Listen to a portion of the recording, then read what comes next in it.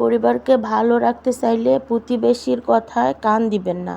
তারা নিজের পরিবারকে হাসাতে না পারলেও অন্যের পরিবারকে কাঁদাতে ছাড়ে না। কিছু প্রতিবেশী থাকে বিষাক্ত অগ্নি অস্ত্রের মতো।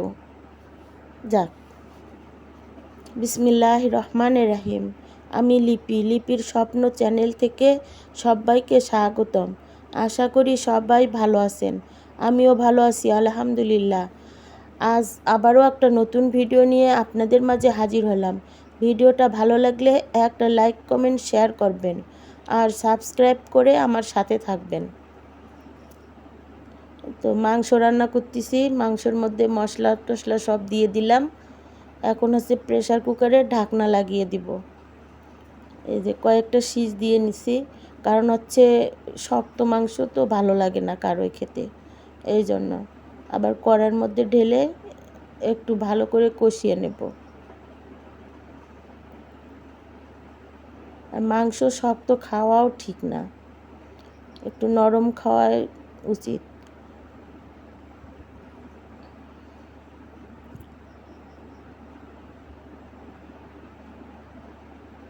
মাংসটা আমার প্রায় হয়ে গেছে।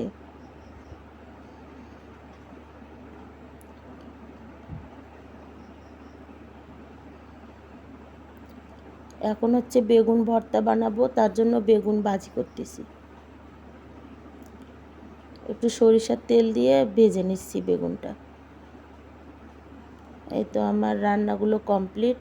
সিম আলু ভাজি, বেগুনের ভর্তা আর হচ্ছে গরুর মাংস।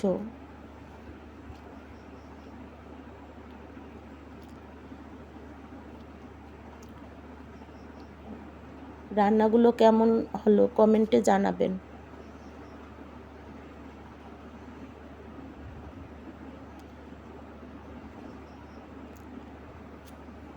আর হচ্ছে বেশ কয়েকদিন থেকে আমার গাছ বাড়ি বা বাগান বাড়িতে আসি না, কারণ হচ্ছে অনেক মশা, বৃষ্টি তো। আমার কর্মচার গাছে কর্মচা অনেক ধরছে, ডালগুলো একদম হেলে হেলে গেছে। আপনারা ভালো থাকবেন, সুস্থ থাকবেন, আমার জন্য দোয়া করবেন আর ভিডিওটা বেশি বেশি লাইক আর শেয়ার করে দিবেন। আল্লাহ হাফেজ।